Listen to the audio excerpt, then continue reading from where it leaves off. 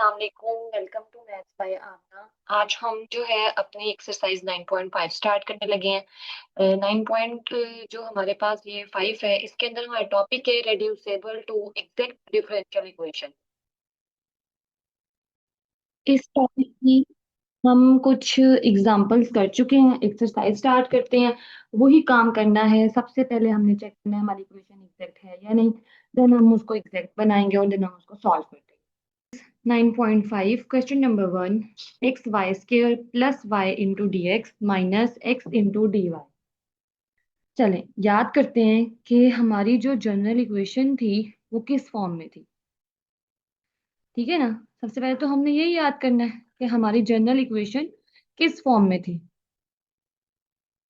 M D x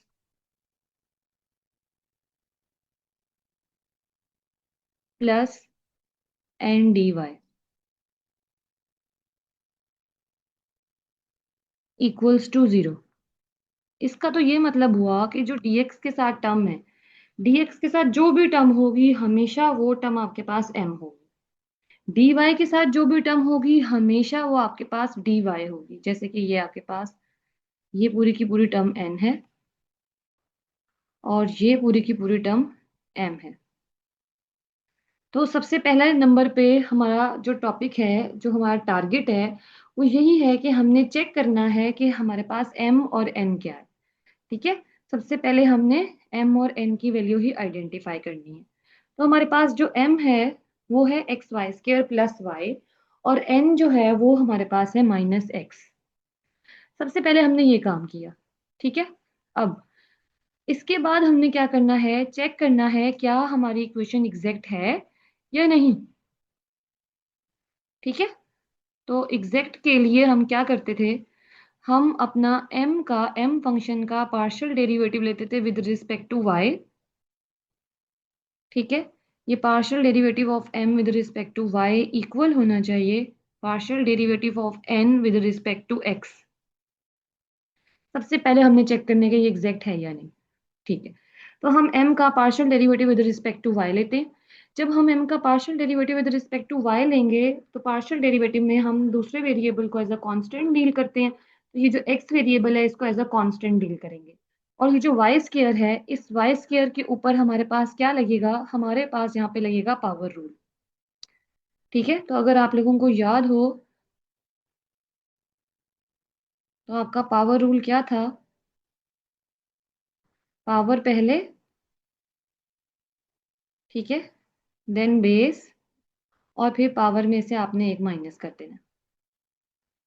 ठीक है। तो सेम यही ही इस पे लगा है, पहले पावर टू फिर बेस और फिर इसकी पावर में से हमने एक माइनस कर दिया।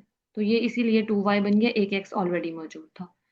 और हमें पता है कि डेरिवेटिव y का विद रिस्पेक्ट टू y हमारे पास क्या होता है, 1 होता है। हमने partial derivative of m function with respect to y निकाल लिया। अब हमने पार्शियल डेरिवेटिव ऑफ n निकालना है विद रिस्पेक्ट टू x। उसके लिए सबसे पहले हमने अपना n फंक्शन लिखा, देन हमने n का पार्शियल डेरिवेटिव ले लिया विद रिस्पेक्ट टू y। अब ना आपके पास ये हमने n आइडेंटिफाई किया, n का partial derivative with respect to हमने x यहाँ पर ले लिया। जब हम n का partial derivative with respect to x लेंगे तो n फंक्शन जो हमारे पास था वो हमारे पास n फंक्शन जो है वो x ही था। अब x का derivative with respect to x हमारे पास होता है 1।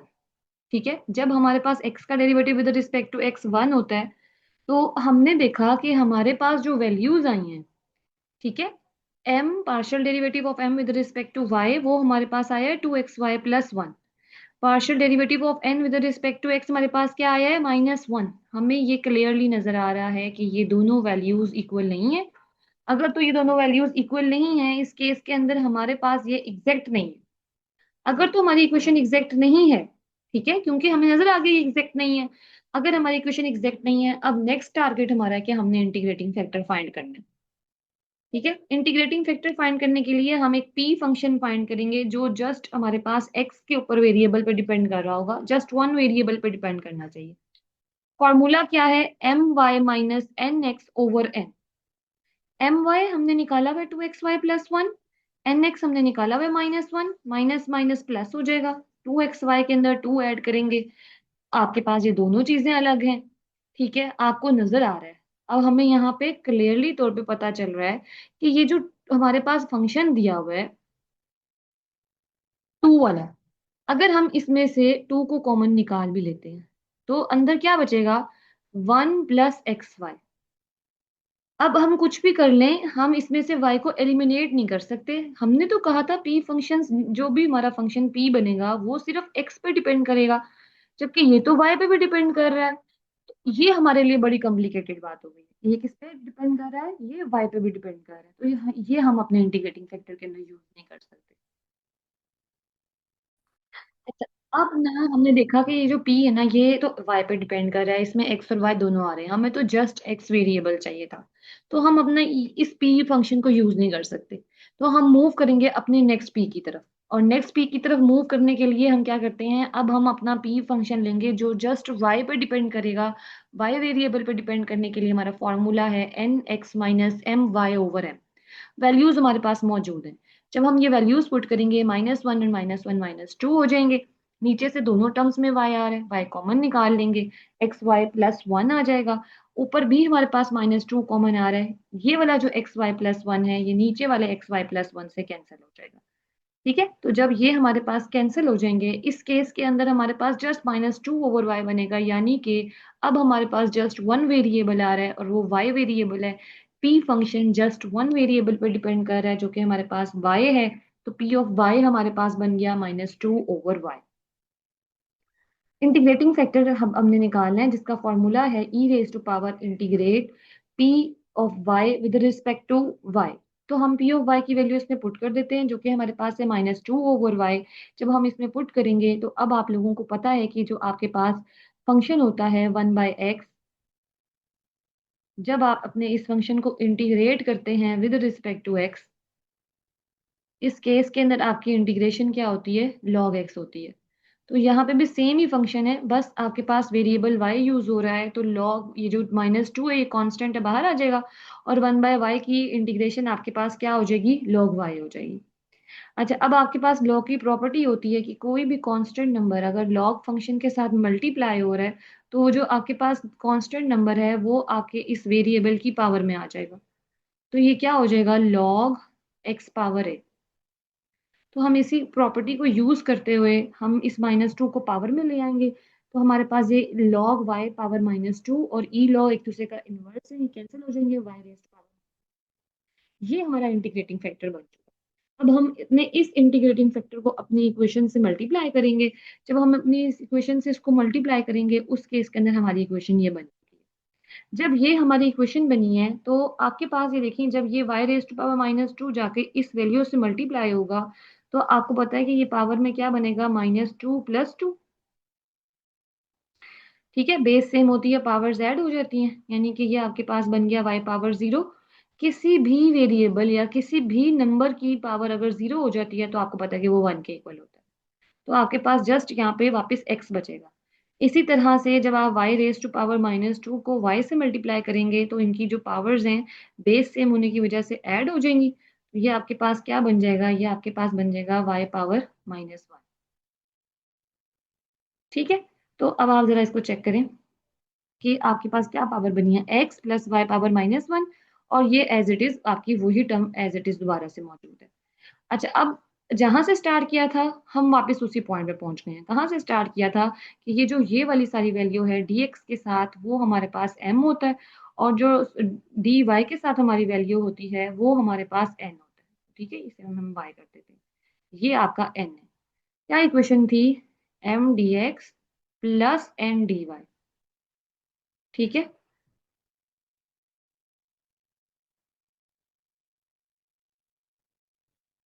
अच्छा, अगर हम अपनी इस इक्वेशन को फॉलो करते हैं तो हमारे पास जो m फंक्शन है उसकी वैल्यू क्या हुई, x प्लस y-1। क्योंकि अब नेक्स्ट हमारा टारगेट है, हमने चेक करना है कि जो अब हमने न्यू इक्वेशन बनाई है क्या ये इक्वेशन हमारी एग्जैक्ट है या नहीं। तो आपने याद रखना है, क्योंकि इक्वेशन के अंदर जनरल इक्वेशन में यहाँ पे प्लस है जबकि हमारी गिवन इक्वेशन में यहाँ पर माइनस है, तो ये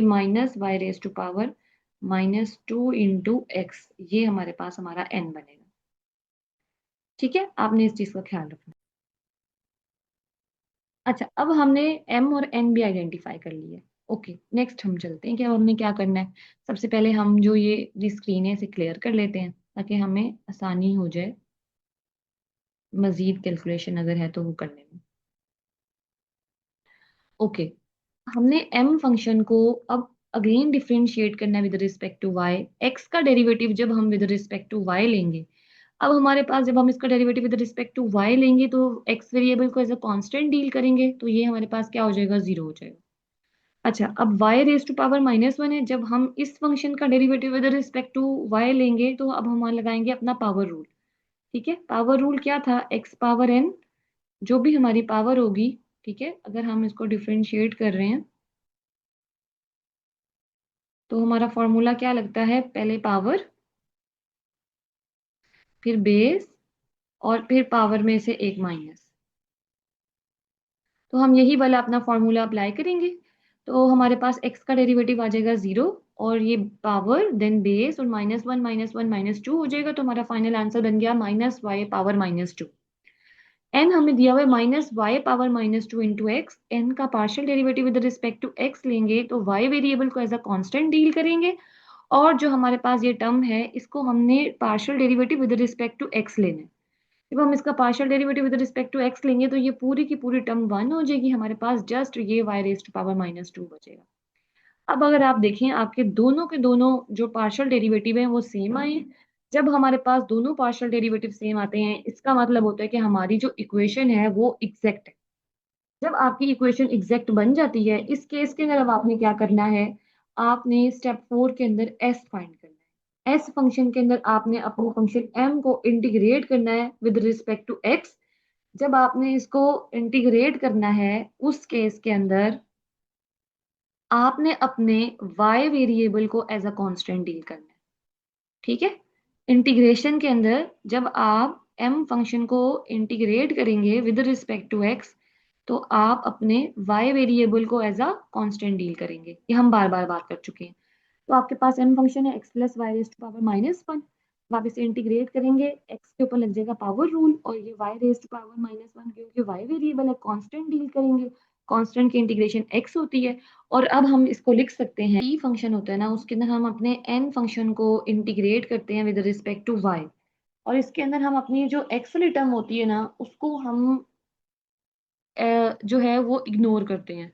मीन्स कि हमने वो टर्म कंसीडर करनी है जिस टर्म के अंदर हमारे पास एक्स ना आ रहा हो, हमने उस टर्म को इग्नोर कर देना है। पर ये पूरी की पूरी जो टर्म है, इस पूरी की पूरी टर्म के अंदर ही हमारे पास एक्स मौजूद है, हमें तो वो टर्म चाहिए जिसके अंदर एक्स हो ही ना। तो क्या होगा कि हमारे पास ऐसा कोई टर्म मौजूद नहीं है जो कि फ्री हो फ्रॉम एक्स, तो इस केस में टी जीरो हो जाएगा। देन हम एस प्लस टी को इक्वल्स टू सी रखते हैं, और हमारे पास s की वैल्यू निकली हुई है x over y plus Y square by 2, t वैसे ही जीरो है तो ये कांस्टेंट आ जाएगा। यहाँ पे हमारा क्वेश्चन सॉल्व हो गया। ठीक है, अब हम ऐसा करते हैं कि हम अपनी जो एक्सरसाइज है 9.5 उसको जरा चेक कर लेते हैं कि उसके अंदर किस तरह के क्वेश्चन हमें दिए गए हैं, ताकि इसके अंदर कुछ भी डिस्कस करने वाला है तो हम साथ साथ डिस्कस करते जाएं।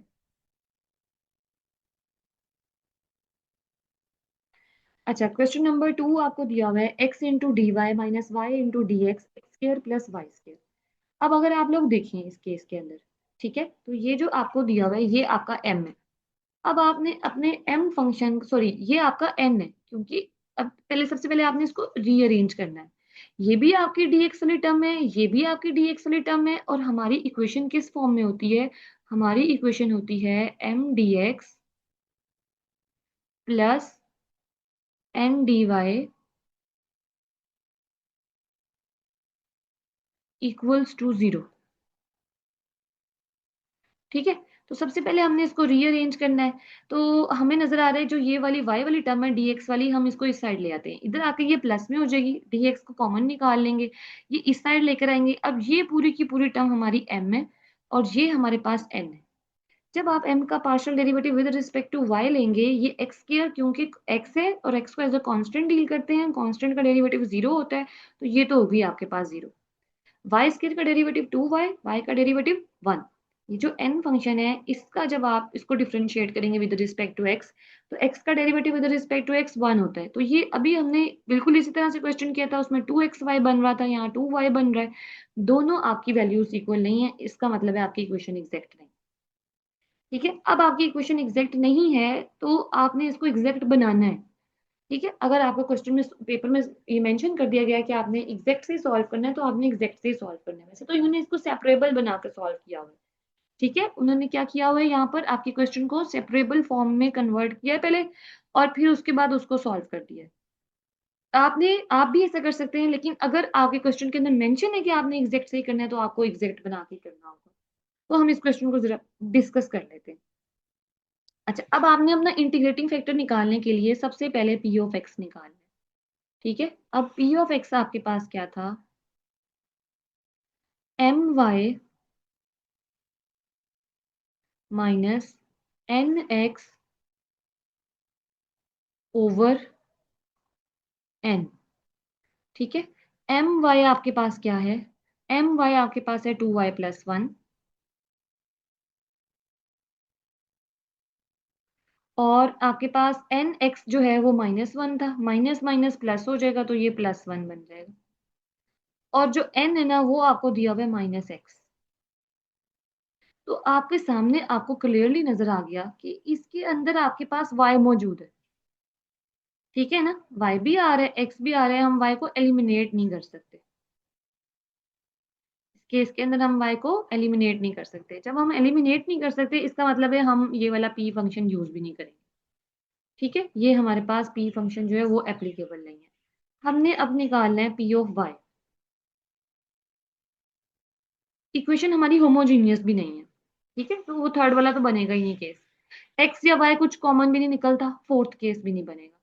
ये क्या था, n x minus m y over m. ठीक है, अब इसके अंदर भी हमारी जो कुछ टर्म्स हैं वो हमारी मिक्स्ड टर्म्स थी। ठीक है ना, चेक कर लेते हैं। एन एक्स आपके पास है -1, एम वाई आपके पास आ जाएगा 2y-1। ठीक है, और एम फंक्शन आपको दिया हुआ है x square plus Y square plus y. तो इसमें भी हमें नजर आ रहा है कि ये जो फंक्शन है ये भी हमारे पास पी ऑफ वाई नहीं बनता। जब हमारा इंटीग्रेटिंग फैक्टर के लिए हमें तो एक फंक्शन पी निकालना था, अब ना तो ये हमारे पास सिंपल एक्स में कन्वर्ट हो रहा है, ना ये सिंपल वाई में कन्वर्ट हो रहा है, तो दोनों चीजें यूज नहीं हो सकती। ये इक्वेशन एग्जैक्ट बन ही नहीं सकती। इस केस के अंदर अब हमें इसको जो है वो सेपरेबल से ही करना होगा। तो जब हम इसको सेपरेबल से करना चाहते हैं, उस केस के अंदर सबसे पहले हमने देखा कि ये हमें x d y minus y d x जो है, जो कि हमें लिखा हुआ है कि किसके इक्वल है, x square plus Y square into D x के इक्वल है। हमने सबसे पहले इसमें से एक्स स्क्वायर कॉमन निकाल लिया। क्या बना, 1 plus Y square over x square बना। इस एक्स स्क्वायर को हमने यहाँ डिवाइड कर दिया। हमने ऐसा क्यों किया, हमने ऐसा इसलिए किया कि हमारे पास हमारा क्वोशिएंट रूल था। फर्स्ट फंक्शन, ऊपर वाला फंक्शन जो है क्या था हमारे पास, लिख लेते हैं यहाँ पर, कि अगर हमारे पास फ्रैक्शन की फॉर्म में फंक्शन आता है, यानी कि एफ ओवर जी, ठीक है, हमने लेना है इसका डेरिवेटिव।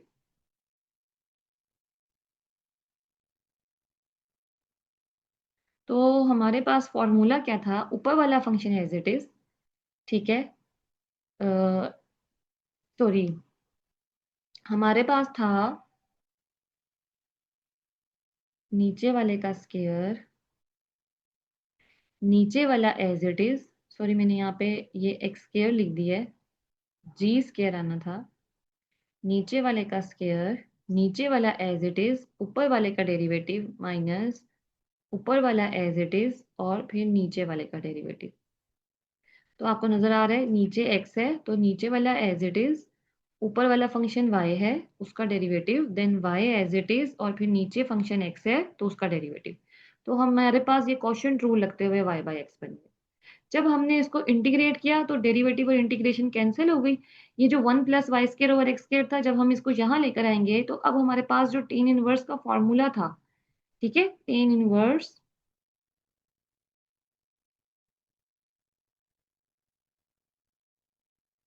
एक्स हमारे पास इक्वल होता है integration 1 over x square plus 1, 1 plus x square भी कह सकते हैं, ठीक है।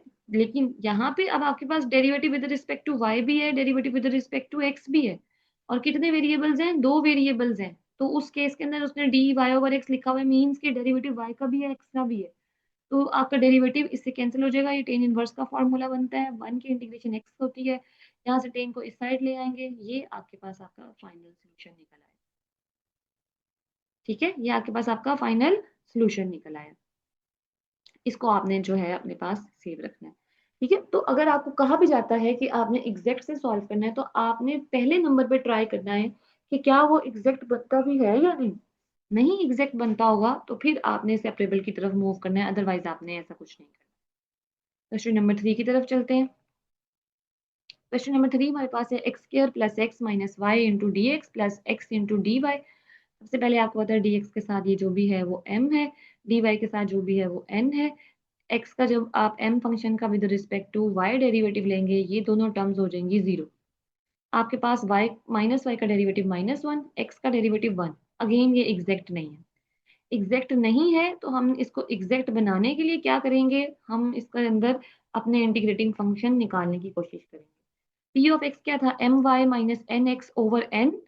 तो एन हमारे पास एक्स था, दोनों माइनस माइनस आए हैं, पूरा का पूरा फंक्शन हमारे पास एक्स के अंदर कन्वर्ट होता है। इसको हम डिटेल में डिस्कस कर चुके हैं कि जब हम इसको ई रेस टू पावर के अंदर इंटीग्रेट करेंगे, -2 कांस्टेंट है बाहर आ जाएगा, 1 बाई एक्स की इंटीग्रेशन लॉग एक्स होती है, कांस्टेंट कोई मल्टीप्लाई हो रहा हो पावर में आ जाता है, एक्सपोनेंशियल और लॉग एक दूसरे का इनवर्स है, आपके पास एक्स रेस टू पावर -2 बनेगा। आप इसको अपने इक्वेशन के साथ मल्टीप्लाई करेंगे, ये आपके दोनों बेस सेम है, ये खत्म होके 1 हो जाएगा, ये एक्स पावर -1 हो जाएगी। लेकिन अगेन जब आप इसका डेरिवेटिव लेंगे विद रिस्पेक्ट टू वाई, 1 का डेरिवेटिव कांस्टेंट का derivative 0, x as a constant deal कर रहे हैं, डेरिवेटिव 0, वाई का डेरिवेटिव 1 आ जाएगा, x raise to power -2, x raise to power -1 के ऊपर पावर रूल लगाएंगे तो -1 पहले आ जाएगा। अगेन आपके पास जो है ये आपकी इक्वेशन एग्जैक्ट बन जाएगी। जब आपकी इक्वेशन एग्जैक्ट बन जाती है, आपने m फंक्शन को इंटीग्रेट करना होता है विद रिस्पेक्ट टू x, और आपने अपने y वेरिएबल को एज अ कांस्टेंट डील करना होता है।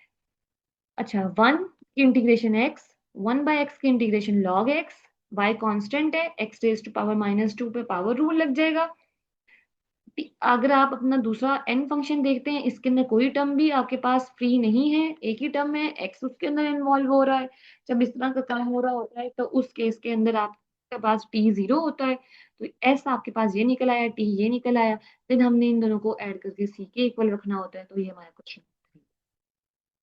क्वेश्चन नंबर 4 के अंदर आपको m दिया हुआ है, n आपके पास 1 है, कांस्टेंट का डेरिवेटिव 0 होता है, आपके पास m का partial derivative with respect to y 0 नहीं आया, इसका मतलब है आपकी इक्वेशन एग्जैक्ट नहीं है।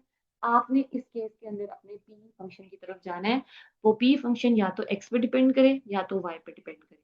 अगर वो x पे डिपेंड कर रहा है तो फॉर्मूला है m y minus N x over n। M y आपके पास 1 बाई एक्स है, एन एक्स वैसे ही 0 था, एन आपके पास 1 था, जस्ट 1 वेरिएबल के ऊपर डिपेंड कर रहा है। 1 बाई एक्स की इंटीग्रेशन लॉग एक्स होती है, एक्सपोनेंशियल लॉग 1 हो जाएंगे, एक्स आ जाए। इसको आप अपनी जो है गिवन इक्वेशन से मल्टीप्लाई कर दें, एक्स एक्स से कैंसिल हो जाएगा और डी वाई के साथ एक्स आ जाएगा, ठीक है। अच्छा, अब आप जब इसके डेरिवेटिव लेंगे तो इसमें कोई बड़ी चीज नहीं है। अगेन आपके पास साइन एक्स का derivative with respect to y 0 होगा, इसका मतलब है आपके पास जो एम वाई है वो आपके पास 1 बनेगा, और जो एन एक्स है वो भी आपके पास 1 ही बनेगा।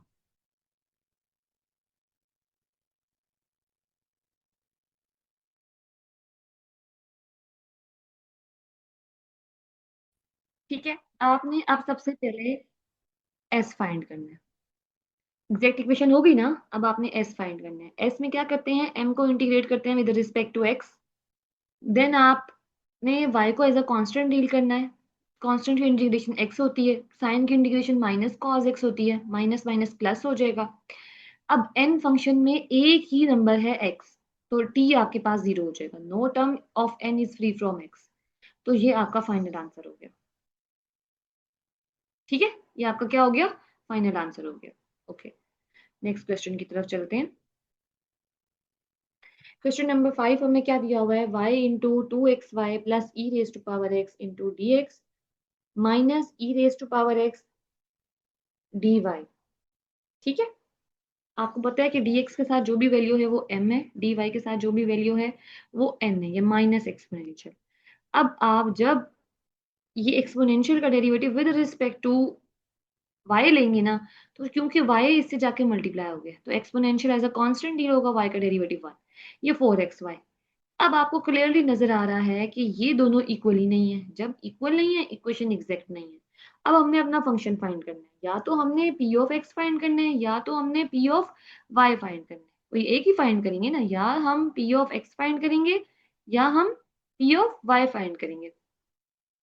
अच्छा, अब हमने क्या करना है, पी ऑफ एक्स निकालना है। क्या फॉर्मूला है, M Y minus N x over n. जब हमने वैल्यूज पुट की तो हमारे पास ये एक टर्म आ रही थी 4xy। इस 4xy की वजह से हमें पता चला कि हमारी टर्म्स तो मिक्स आ रही हैं, मतलब एक टर्म वाई वाली आ रही है जिसे हम कुछ भी करके एलिमिनेट नहीं कर सकते। इसलिए पी ऑफ एक्स तो हमारा बिल्कुल यूज नहीं होगा। ठीक है, अच्छा फिर हम जाएंगे पी ऑफ वाई की तरफ, यानी कि एक ऐसा फंक्शन हमने बनाना है जो जस्ट वाई वेरिएबल पर डिपेंड करे, n x minus m y. अब हमने जब इसको सॉल्व करना है ना, हमें नजर आ रहा है नीचे भी हमारे पास मिक्स्ड वेरिएबल वाली टर्म्स है। इनमें यहाँ भी वाई है, यहाँ भी वाई है। ठीक है, हमने y को कॉमन निकाला, 2xy plus e raise to power x बना, अभी भी एक y मौजूद है। लेकिन ऊपर वाली टर्म में से यहाँ 2 है तो यहाँ 4 है, हमने 2 कॉमन निकाला। अब ये वाली पूरी टर्म इस टर्म से कैंसिल हो गई, -2/y। अगर आप नोट कर रहे हो, -2/x -2/y 1/x 1/y। आपके पास आपकी टर्म्स इसी तरह की बनती हैं।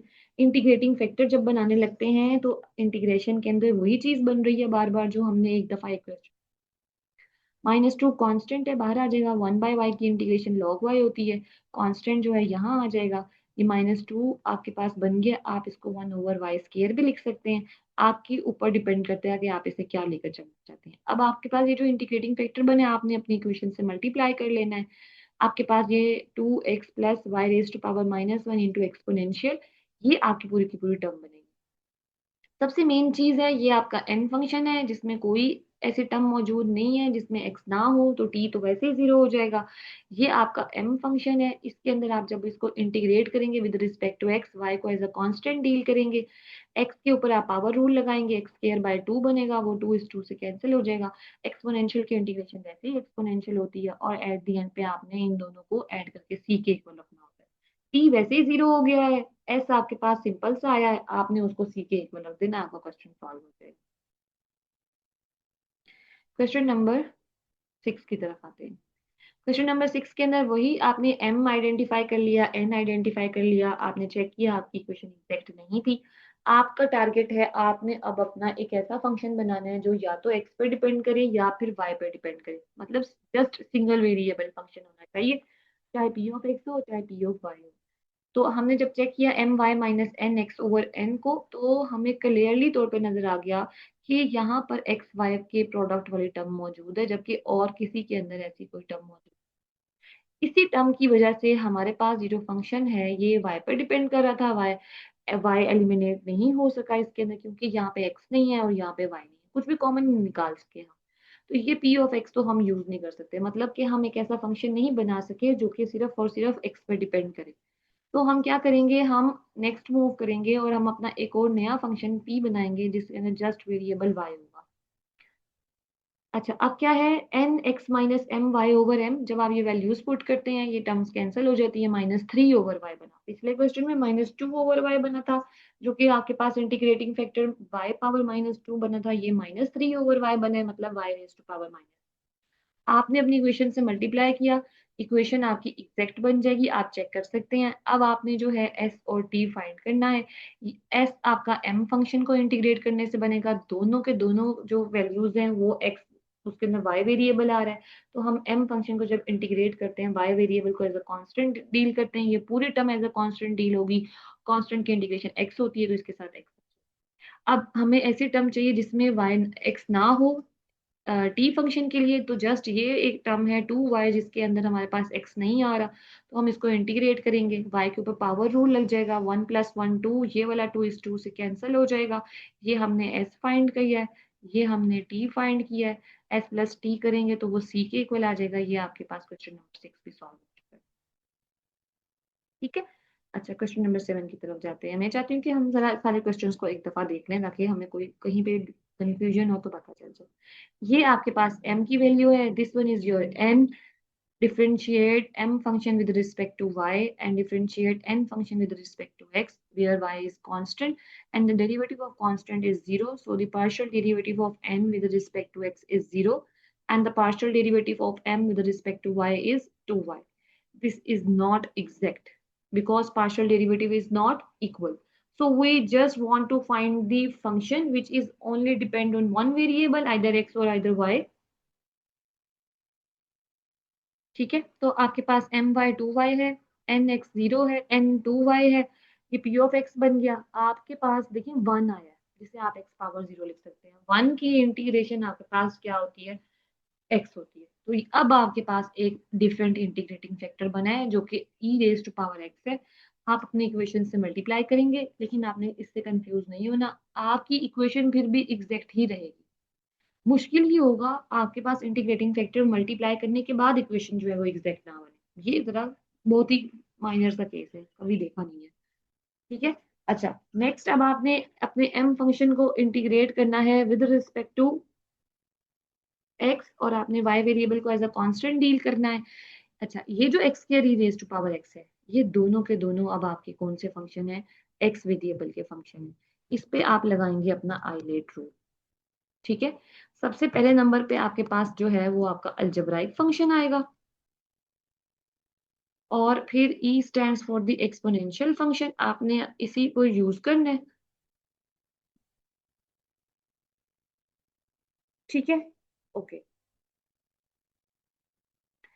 ये आपके पास आपका इंटीग्रेशन बाय पार्ट से सारा फॉर्म बनी है। एक्सपोनेंशियल की इंटीग्रेशन एक्सपोनेंशियल ही होती है। अब ये जो आपकी टर्म है ना, ये 2x into e raise to power x, ये आपकी टर्म अगेन बननी है, बेशक आप इसको अभी इंटीग्रेट ना करें। क्यों बननी है, क्योंकि एक्स स्क्वायर का डेरिवेटिव 2x होता है। जब आप आइलेट रूल लगाएंगे, देखिए 2x है, ये आपके पास नेगेटिव टर्म है, ठीक है, ये आपके पास पॉजिटिव टर्म है, तो ये दोनों टर्म्स तो कैंसिल हो जाएंगी। जब ये दोनों टर्म्स आपकी कैंसिल हो गई तो जस्ट आपके पास ये चीज बचेगी, तो दो दो बार आपने आइलेट्स रूल नहीं लगाना। अब आप अपना एन फंक्शन देखते हैं, उसके अंदर आपके पास कोई टर्म ऐसी नहीं आ रही जिसमें एक्स ना हो, तो यही आपका आंसर है। ठीक है, मोस्टली क्वेश्चन के अंदर जो एस फाइंड कर रहे हैं, अगर राइट एस निकालते हैं तो वही आपका आंसर है। जितनी अच्छी प्रैक्टिस करेंगे उतना ही अच्छा आपके साथ जो है वो चीजें मैनेज होती जाएंगी, क्वेश्चन आपसे सॉल्व होते जाएंगे। ठीक है, नेक्स्ट मूव करते हैं हम क्वेश्चन नंबर 8 की तरफ। क्वेश्चन नंबर 8 के अंदर हमें एम भी दिया गया है, एन भी दिया गया। हमने जो पार्शियल डेरिवेटिव लिए, जाहिर सी बात है नॉट एग्जैक्ट का केस कर रहे हैं, तो ये नॉट एग्जैक्ट थे। अच्छा, देन हम आ गए m Y minus N x over n के। हमने p फंक्शन बनाया, वो -2/x बन गया, इंटीग्रेटिंग फैक्टर वही पुराना बना, x रेज टू पावर -2, उसे हमने अपनी इक्वेशन से मल्टीप्लाई किया। जो फाइनल इक्वेशन बनी है उसमें ये m है, ये हमारे पास n है। कोई टर्म ऐसी नहीं है n फंक्शन के अंदर जो कि फ्री फ्रॉम x वेरिएबल हो। इस केस के अंदर t तो 0 हो, और हमने 1 को इंटीग्रेट किया विद रिस्पेक्ट टू x, तो x आ जाएगा। x पावर -2 को इंटीग्रेट करेंगे तो वो आपके पास पावर रूल लगेगा, तो ये आपका फाइनल आंसर आ। ठीक है।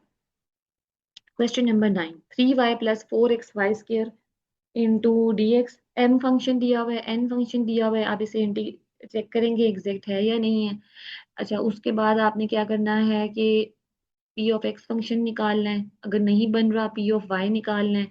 नहीं बन रहा इसका मतलब है आपकी इक्वेशन जो है वो एग्जैक्ट तो नहीं बन रही, होमोजीनियस भी नहीं है। ओके, अब आपने चेक करने जो चौथा केस था कि क्या इसके अंदर वाई कांस्टेंट निकलता है, एक्स कांस्टेंट निकलता है, तो वो हमने कांस्टेंट निकाला।